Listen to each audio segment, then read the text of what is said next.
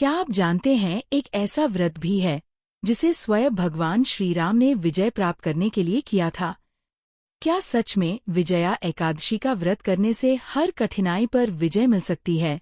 आज की इस दिव्य कथा में हम सुनेंगे विजया एकादशी का अद्भुत महात्म्य, देवर्षि नारद, ब्रह्मा जी और भगवान श्री राम से जुड़ी वो पवित्र कथा जो जीवन की हर हार को जीत में बदलने का रहस्य बताती है। इसलिए अंत तक अवश्य सुनें, क्योंकि यह कथा केवल कहानी नहीं बल्कि जीवन बदल देने वाला आध्यात्मिक सत्य है। तो चलिए श्रद्धा और भक्ति के साथ प्रारंभ करते हैं। विजया एकादशी व्रत कथा। एकादशियों का महात्म्य सुनने में अर्जुन को अपार हर्ष की अनुभूति हो रही थी।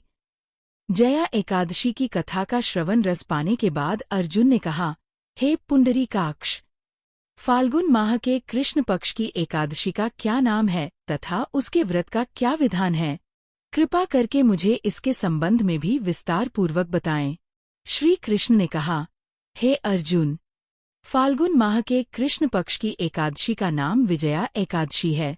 इसके व्रत के प्रभाव से मनुष्य को विजयश्री मिलती है।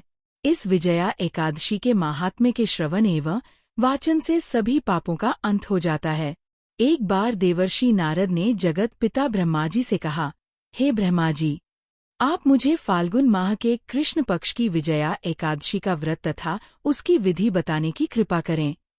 नारद की बात सुन ब्रह्मा जी ने कहा, हे पुत्र, विजया एकादशी का उपवास पूर्व के पाप तथा वर्तमान के पापों को नष्ट करने वाला है। इस एकादशी का विधान मैंने आज तक किसी से नहीं कहा, परंतु तुम्हें बताता हूँ।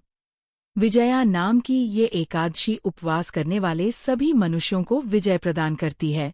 अब श्रद्धापूर्वक कथा का श्रवण करो। श्री राम को जब 14 वर्ष का वनवास मिला, तब वह अपने भ्राता लक्ष्मण तथा भार्या देवी सीता सहित पंचवटी में निवास करने लगे।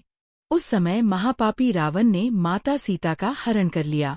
इस दुखद घटना से श्री राम जी तथा लक्ष्मण जी अत्यंत दुखी हुए और सीता जी की खोज में वन भटकने लगे। वन में भटकते हुए वे मरणासन्न जटायु के पास जा पहुँचे।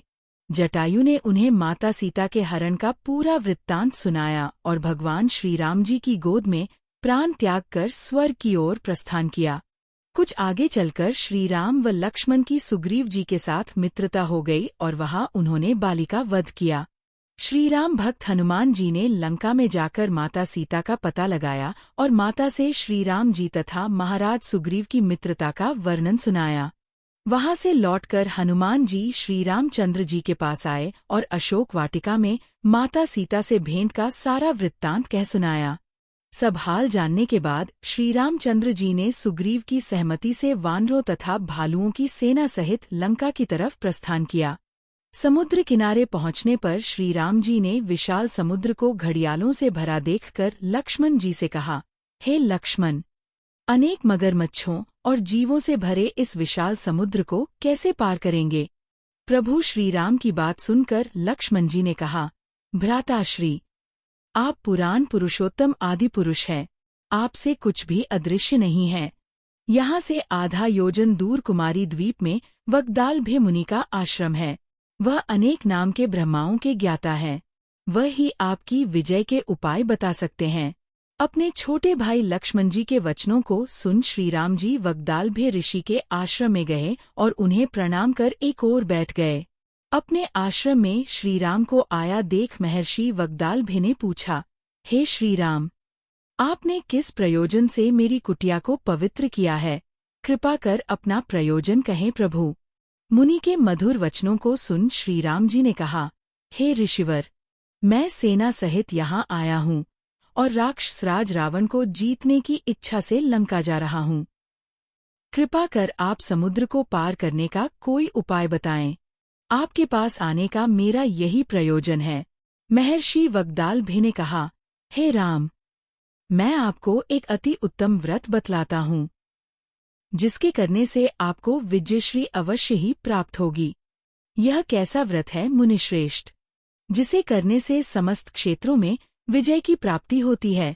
जिज्ञासु हो श्री राम ने पूछा।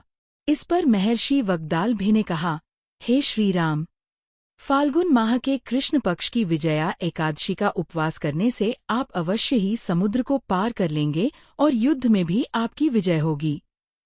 हे मर्यादा पुरुषोत्तम! इस उपवास के लिए दशमी के दिन स्वर्ण, चांदी, तांबे या मिट्टी का एक कलश बनाएं। उस कलश को जल से भरकर तथा उस पर पंच पल्लव रखकर उसे वेदिका पर स्थापित करें। उस कलश के नीचे सतंजा अर्थात मिले हुए 7 अनाज और ऊपर जौ रखें। उस पर भगवान विष्णु की स्वर्ण की प्रतिमा स्थापित करें। एकादशी के दिन स्नानादि से निवृत्त होकर धूप, दीप, नैवेद्य, नारियल आदि से भगवान श्रीहरि का पूजन करें। वह सारा दिन भक्तिपूर्वक कलश के सामने व्यतीत करें और रात को भी उसी तरह बैठे रहकर जागरण करें। द्वादशी के दिन नदी या तालाब के किनारे स्नान आदि से निवृत्त होकर वह कलश ब्राह्मण को दे दें। हे दशरथ नंदन! यदि आप इस व्रत को सेनापतियों के साथ करेंगे तो अवश्य ही विजयश्री आपका वरण करेगी। मुनि के वचन सुन तब श्री रामचंद्र जी ने विधिपूर्वक विजया एकादशी का व्रत किया और इसके प्रभाव से राक्षसों के ऊपर विजय प्राप्त की। हे अर्जुन!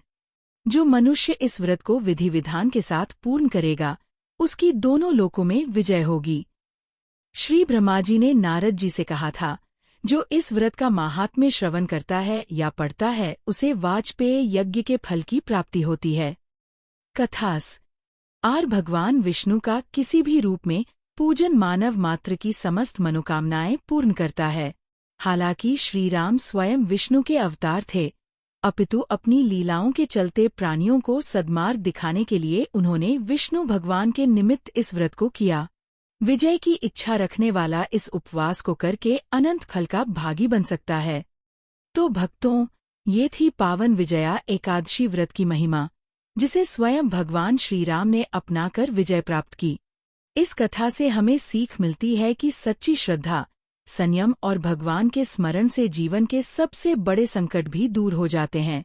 यदि आपने श्रद्धा से ये कथा सुनी है तो कमेंट में अवश्य लिखें जय श्री राम या जय श्रीहरि। वीडियो पसंद आया हो तो लाइक करें, अपने प्रियजनों के साथ शेयर करें और ऐसे ही दिव्य कथाएं सुनने के लिए चैनल को सब्सक्राइब करना न भूलें। मिलते हैं अगली पावन कथा में। तब तक हरि नाम जपते रहिए, सुख शांति पाते रहिए।